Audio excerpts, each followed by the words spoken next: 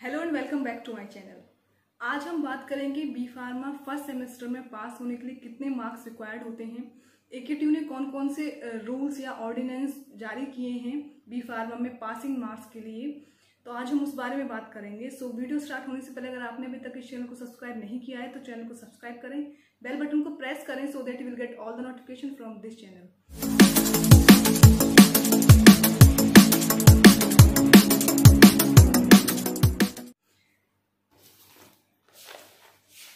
तो यहाँ पर मेरे पास रेगुलेशन ऑर्डिनेंस है जो एकेटीयू ने जारी किया है 2019-20 के सेशन में। 2020-21 के लिए कोई भी रेगुलेशन या ऑर्डिनेंस अभी तक उन्होंने जारी नहीं किया है, तो 2019-20 सेशन का ही जो ऑर्डिनेंस है वही मान्य होगा 2020-21 के लिए। तो इसमें इन्होंने कुछ टाइटल या कुछ चीज़ें दी हैं, कुछ चीज़ें एक्सप्लेन की हैं regarding minimum qualification for admission, duration of the program, medium of instruction and examination. तो इन सब के बारे में उन्होंने कुछ गाइडलाइंस दी हैं। तो मिनिमम क्वालिफिकेशन क्या है एडमिशन लेने के लिए बी फार्मा में, वो मैं आपको पहले ही एक वीडियो में बता चुकी हूँ, आप चेक कर सकते हैं मेरे चैनल पे। सो ड्यूरेशन ऑफ प्रोग्राम क्या है कि अगर आप 12th के बाद बी फार्मा करना चाहते हो तो वो 4 ईयर का कोर्स होगा, और आपने अगर डिप्लोमा किया हुआ है, डी फार्मा किया हुआ है, तब आप बी फार्मा करना चाहते हो तो वो आपके लिए 3 ईयर का कोर्स होगा। अब मीडियम क्या है, medium of instruction and examination. तो बी फार्मा में जो इंस्ट्रक्शन या एग्जामिनेशन का जो मीडियम है वो इंग्लिश मीडियम है, इंग्लिश में ही आपके एग्जाम आएंगे, आपको इंग्लिश में ही उनके आंसर करने होंगे, तो वो मीडियम जो है वो इंग्लिश है। अब इसमें अगर हम अटेंडेंस एंड प्रोग्रेस की बात करें, अटेंडेंस के लिए क्या क्राइटेरिया है, तो इसमें लिखा हुआ है candidate is required to put at least 80% attendance in individual courses considering theory and practical separately. तो थ्योरी और प्रैक्टिकल दोनों में अलग अलग कैंडिडेट को 80% अटेंडेंस होना जरूरी है फॉर बी फार्मा। अब हम आगे अगर बात करें कि कितना मिनिमम मार्क्स चाहिए थ्योरी एक्सटर्नल में पास होने के लिए, थ्योरी इंटरनल में पास होने के लिए, ऐसे ही थ्योरी प्रैक्टिकल इंटरनल और प्रैक्टिकल एक्सटर्नल में पास होने के लिए कितना मिनिमम मार्क्स का क्राइटेरिया है आप जो सब्जेक्ट में पास होने के लिए। अब आप अपनी स्क्रीन पे जैसा देख पा रहे हैं, सेमेस्टर फर्स्ट का इन्होंने schemes for internal assessment and end semester examination semester wise, इन्होंने सेमेस्टर फर्स्ट की, हम बी फार्मा सेमेस्टर फर्स्ट की हम बात करेंगे।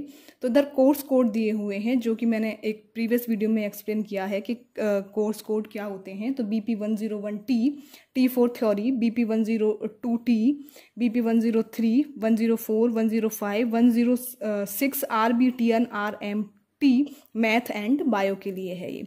तो ये थ्योरी के सभी सब्जेक्टेड हैं, और BP107P, P का मतलब प्रैक्टिकल यहाँ पर है।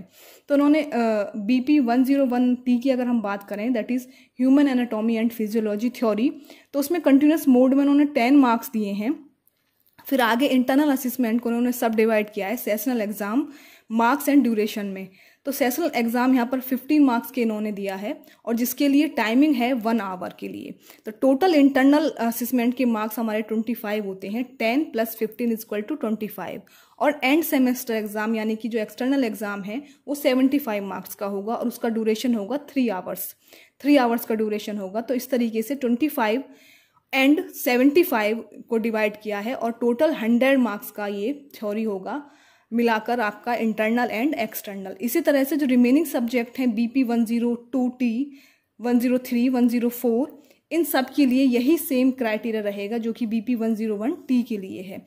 अब हम BP105T की बात करें, that is communication skills theory. इसमें कंटिन्यूस मोड इन्होंने 20 मार्क्स का रखा है, और इंटरनल असेसमेंट जो है वो 30 मार्क्स का रखा है। उसका ड्यूरेशन जो है वो 2 आवर्स का है, 2 घंटे का पेपर होगा। तो 20 + 30 = 50। तो इन्होंने 50 मार्क्स का टोटल पेपर है ये, और ये इंटरनल एग्जाम होगा। वहीं पे अगर हम बात करें BP106 RBT मतलब रिमीडियल बायोलॉजी, यानी कि जो स्टूडेंट ने 12th में मैथ पढ़ा है वो पहले सेमेस्टर बायो पढ़ेंगे, और जिन्होंने बायो पढ़ी है वो BP106 RMT यानी कि मैथमेटिक्स पढ़ेंगे। तो इसमें भी सेम BP105T कम्युनिकेशन स्किल्स की तरह ही मार्क्स को डिवाइड किया है, 50 मार्क्स, टोटल 50 मार्क्स का एग्जाम होगा।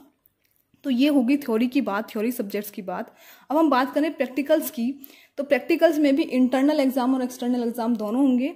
तो BP107P human anatomy and physiology का प्रैक्टिकल है, जिसमें कंटिन्यूस मोड में 5 मार्क्स और इंटरनल असेसमेंट में 10 मार्क्स दिए हुए हैं और उसका ड्यूरेशन जो है वो है 4 आवर्स के लिए।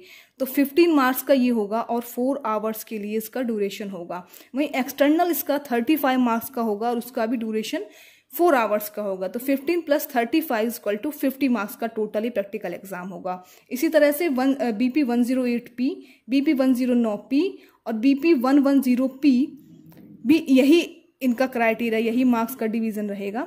अब हम करेंगे BP 111P कम्युनिकेशन स्किल के प्रैक्टिकल की बात। तो उसमें कंटिन्यूस मोड में 10 मार्क्स का होगा और 15 मार्क्स का सेशनल एग्जाम होगा। ड्यूरेशन 2 आवर्स की होगी और टोटल इसका 25 होगा, 25 मार्क्स का होगा। इसी तरह से मैथ का कोई प्रैक्टिकल एग्जाम नहीं होगा, बायोलॉजी का प्रैक्टिकल एग्जाम होगा, जिसका मार्क्स भी इसी तरह से कम्युनिकेशन स्किल की तरह से ही डिवाइड किए गए हैं।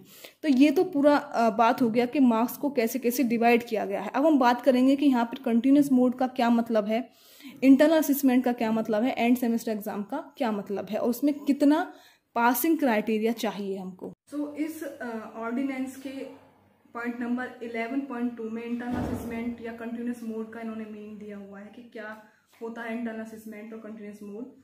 तो इसमें थ्योरी में जो कि टोटल 10 मार्क्स का है, उसमें आपको मिनिमम 5 मार्क्स लाने ही लाने हैं इंटरनल असेसमेंट में या कंटिन्यूस मोड में, जो कि 4 मार्क्स यहाँ पर इन्होंने 10 मार्क्स को डिवाइड किया है 4-3-3 में। 4 मार्क्स यहाँ पर रेफर करते हैं अटेंडेंस के लिए, 3 मार्क्स रेफर करते हैं एकेडमिक एक्टिविटीज के लिए, जैसे क्विज होते हैं, असाइनमेंट होते हैं, या फिर ओपन बुक टेस्ट होता है, या ग्रुप डिस्कशन, सेमिनार वगैरह जो होते हैं उनके लिए 3 मार्क्स हैं। और स्टूडेंट टीचर का इंटरेक्शन कैसा है उसके लिए 3 मार्क्स हैं। तो टोटल 4-3-3 इस तरह से 10 मार्क्स को इन्होंने डिवाइड किया है। उसमें से आपको अटेंडेंस में 4 मार्क्स में से आपको 2 मार्क्स लाने जरूरी हैं, अकेडमिक्स में 3 में से 1.5 और ऐसे स्टूडेंट टीचर इंटरेक्शन में 3 में से 1.5, यानी कि 10 में से आपको टोटल 5 मार्क्स 50% मार्क्स लाने जरूरी हैं कंटिन्यूस मोड में। तो आप वो पासिंग क्राइटेरिया है कंटिन्यूस मोड का। अब अगर हम बात करें थ्योरी और प्रैक्टिकल में क्या पासिंग क्राइटेरिया है, तो उसके लिए इन्होंने नेक्स्ट पेज पर इन्होंने दिया है point number 12, promotion and award of grades. इसमें लिखा है student shall be declared passed and eligible for getting grade in a course of B pharma program if he she secures at least 50% marks in that particular course including internal assessment.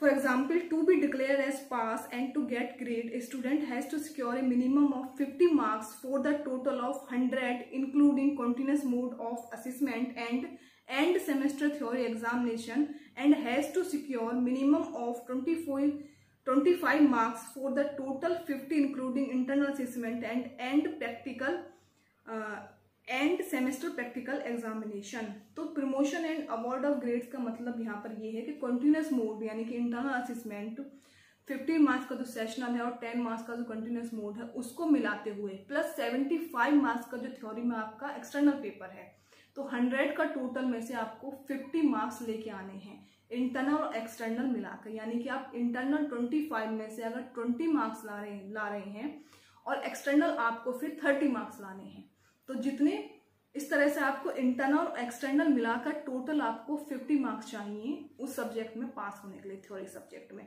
ऐसे अगर practical की बात करें तो practical अगर theory का 50 number का है तो आपको 25 यानी कि 50% मार्क्स लाने अनिवार्य हैं उस प्रैक्टिकल एग्जाम में पास होने के लिए, वो भी आपको इंटरनल और एक्सटर्नल दोनों प्रैक्टिकल्स के मिलाकर।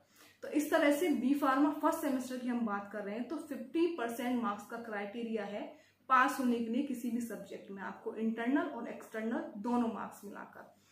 सो ये कंप्लीट आपका हो गया कि क्या कंटिन्यूस मोड का कैसे डिवाइड किया है एकेटीयू ने और कैसे आप पास हो सकते हैं। आप इंटरनल में अगर कितने मार्क्स लाने जरूरी हैं और एक्सटर्नल में कितने मार्क्स लाने जरूरी हैं। तो बहरहाल जो आपको याद रखने वाली बात है बी फार्मा फर्स्ट सेमेस्टर में वो ये है कि आपको इंटरनल में भी ठीक परफॉर्म करना है और एक्सटर्नल में भी अच्छा परफॉर्म करना है, ताकि दोनों का स्कोर मिलाकर आपको 100 में से 50 मार्क्स आ पाएं और आप पास हो पाएं। इंटरनल में भी मिलाकर और एक्सटर्नल मिलाकर दोनों में 50 मार्क्स आपको चाहिए किया है। So this is all about today's video. Hope you like this video and if you do then like, comment, share, subscribe to my YouTube channel which is Pharmacation, and thank you for watching this.